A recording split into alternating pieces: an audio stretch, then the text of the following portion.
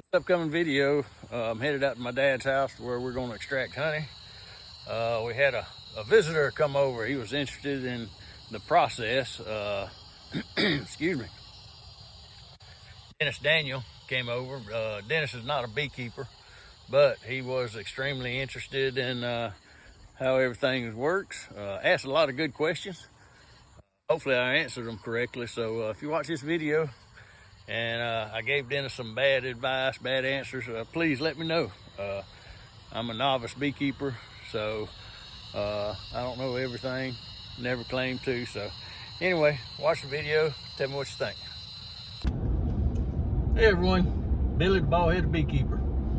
Welcome to Donald Farm. Today we're headed out to southwest Alabama, a little community called Nokomis. My dad has a single hive out of his place. Got two honey supers that he says is ready to harvest. So this morning I loaded up the extractor and we are headed out to his house to pull his two supers. We're also going to be splitting his hive. Brought more equipment to where he's got a deep and a medium now as brood chambers. So I brought another deep. We're going to make a split. As long as there's drones around, and let them make a new queen and a new split. So come on along with us and we'll see how it goes. So today we're going to be taking these two top honey supers off and extracting it. We'll go into the bottom and see what they have in there that is capped over, and we'll also pull it. I know one of them's got a frame spreader that you'll have 9 frames in there, so which is perfect for my extractor. I got a 3-frame extractor, so that's perfect. So anyway, bee getting after me.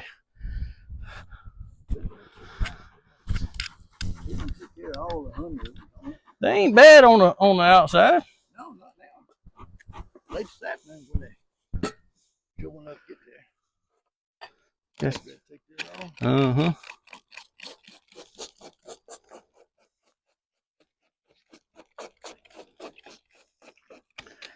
Yeah, like I say, we're using a fume board today to help run the bees out of there.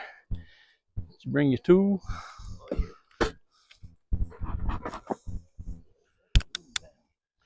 Yep. They doing a good job. Well, like I say, you're going to mash bees, especially many of them up here. I don't see no hive beetles. Oh, we didn't see none of them. Oh, we're going to set this on here like that.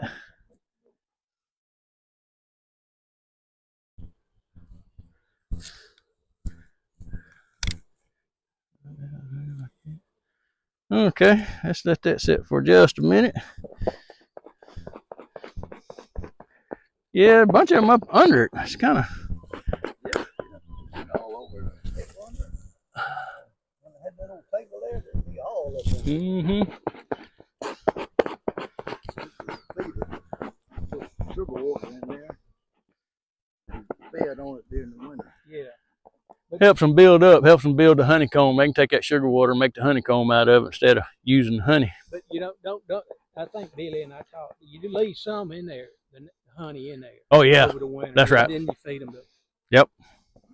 Yeah, you can't give them this if it's freezing cold, because it'll just, it'll freeze. But the honey, they can still consume it. Or you can make sugar bricks and put in there, and without all the water in it, and they'll eat on that sugar.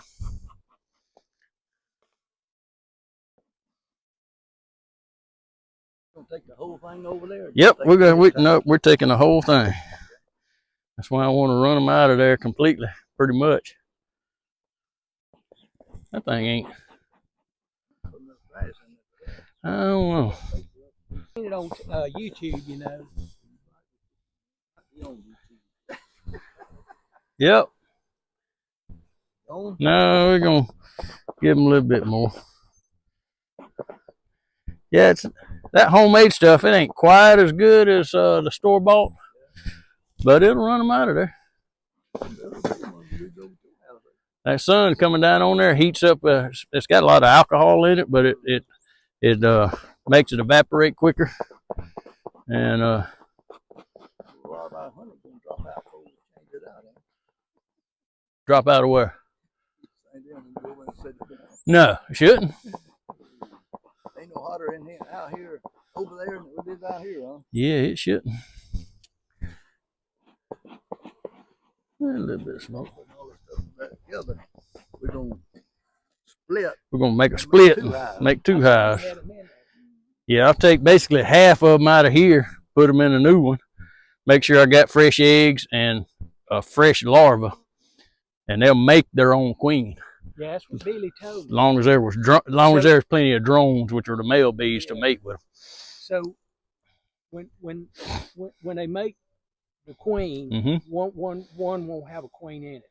Yep. But the eggs that you're putting in it can either be, I guess, a drone, a worker or a queen. The only difference between a worker bee and a queen bee is what they feed them while they're raising it. That's the only difference. Billy was saying the size. Yeah, once the queen, like I say, they feed them to get their size and to be able to mate and be fertile and all of that, and it'll be longer, a lot longer than the regular bees. Oh yeah. Say some of these bees right here are guard bees. They're guarding from other bees actually coming in there and robbing the hive, or yellow jackets or wasps or anything else. They when they first hatch out, they're nurse bees. They're taking care of all the young in there, feeding them, whatever. Then they graduate to guard bees, guard the entrance of the hive, and then they graduate to foragers, where they go out and get pollen, nectar, and then they die. 30, 40 days is all they live during the summer. Yeah, she's staying lit now. Go ahead and pop that loose and let me look up under the bottom.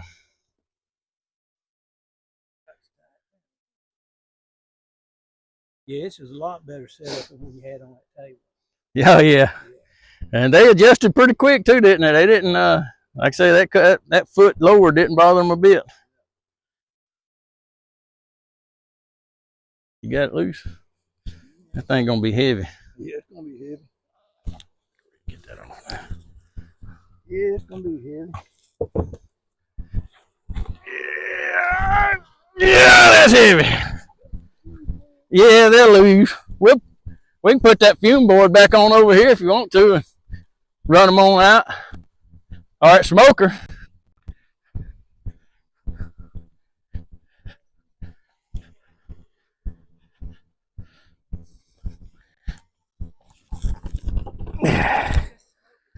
Uh-huh.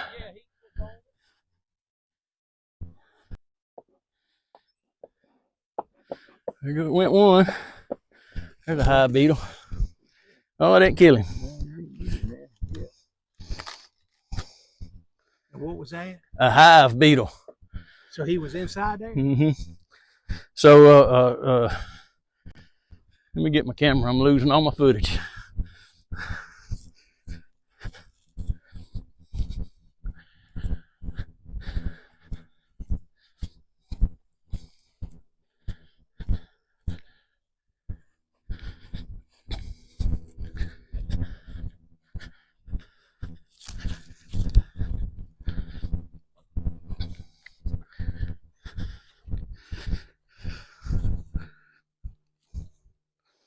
So the small hive beetles, they'll get in there and they lay eggs in the honey if they can.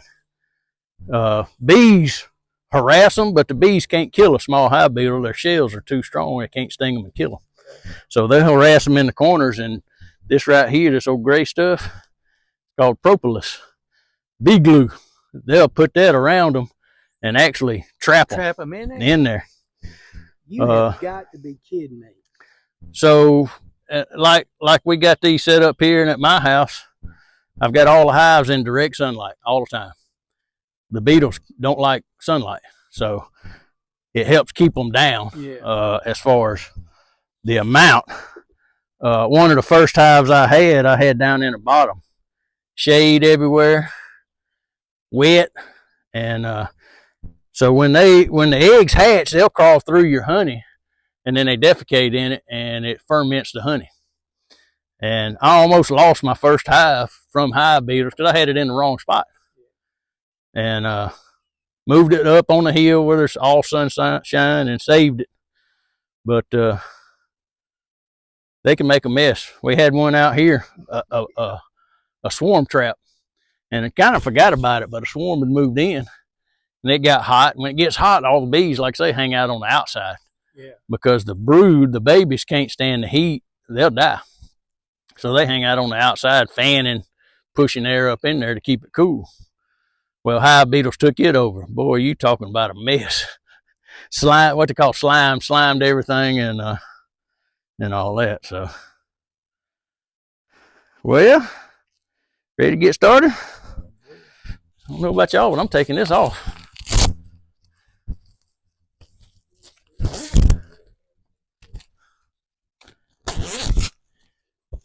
Yeah, I'm taking this off. Yeah, just go ahead and pop one of them outside ones up. And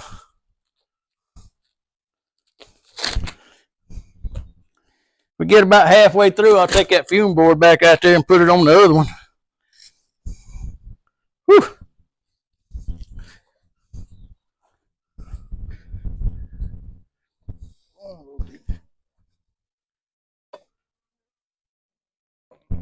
I got it. Yep, get on B. Yeah, ain't nothing on there.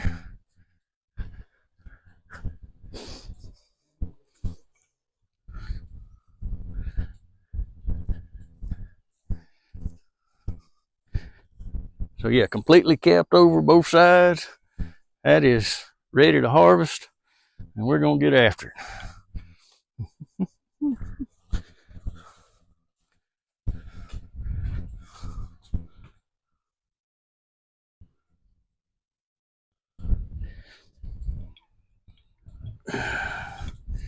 Well, I saw a hive beetle. Oh, you got caught in there. That's what you do. You got to open a hole for it honey to come out. And there's several different ways of doing that. You can cut it off, or you can use this to just pop a hole in it. You want me to get your camera and bring it in? It's right there. Okay. Yep. I got the microphone on my shirt, so it's picked up everything I've said.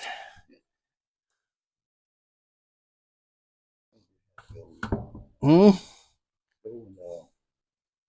Edit it. Yep. Then I got to edit it. Yep. Getting better at that. There goes a hive beetle. So there's a hive beetle right there. Oh, I dropped it.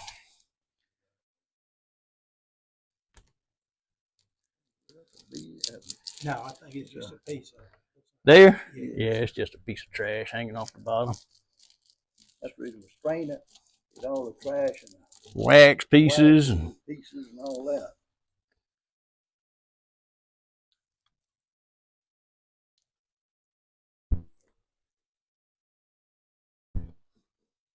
Yeah, one day I don't know if it'll be next year or the year after, but I'm gonna buy a bigger extractor. Oh, it is slap full of honey. And like I say, when it's capped over like that, you really don't have to worry about the moisture content. As long as the moisture content's above or below 18.5, for the most part, you don't have to ever worry about it fermenting. It'll last pretty much forever. Once it starts getting above 18.5, depending on the floral source, the flowers they got it out of, it could ferment. Believe it or not, there's a difference between what flowers they get. So you got a lot of real dark honey in this one. That other one had light, real light stuff. So sometimes when you purchase honey, it'll have a comment on the label. Mm-hmm. Wildflowers. Uh-huh. So that's the source of the pollen. That's right. So technically, you got it? Technically, oh, yeah. We'll hold it like that. You really can't say it's anything but wildflower, because bees will fly 2-3 miles to get to a flower source. And there's nothing around here you know, that has a, you know, 4 or 5 mile radius that you know for sure it's only, you know, whatever. So you have to, you can't, legally you can't say it's a, you know, it's a clover honey. Right. Because, yeah, it may be a lot of clover in it, but it could be a lot of privet, could be a lot of mimosa, could be a lot of, believe it or not, China berries. Well, that's what I was going to say. Some fruit trees, you know, when they're flowering, you see them there, you know, there. Beekeepers call it Chinese tallow. Not China berry, popcorn trees. But Yeah. that's all it is a popcorn tree. And it's an excellent nectar source for bees early in the late summer, or, you know, late spring, really.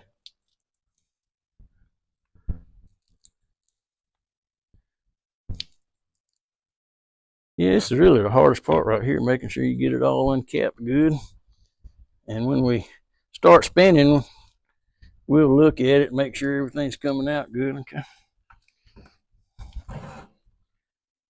I always forget that other side, don't I?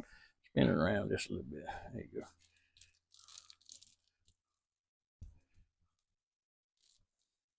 go. Some people that only have one hive use what they call a crush and strain method, where they just scrape all this off of here into a strainer, like this bag, and then just let it strain through there. Problem with doing that is you lose all your honeycomb. So we extracted this, what, a month and a half ago, and put the honeycomb right back on the hives, and now here we are, a month and a half, pulling again. So, and I mean, that's some fine.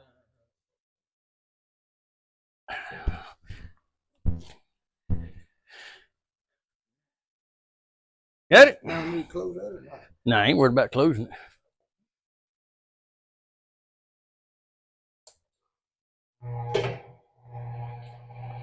See how fast we can go. You can already see it slinging out on the sides. The honey. But yeah, it'll sling all out on the sides, start running down. And uh-oh,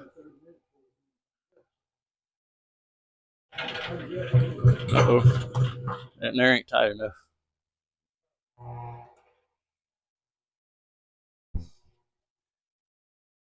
Hands still feel funny. Oh yeah. So here we are with the last 3 frames.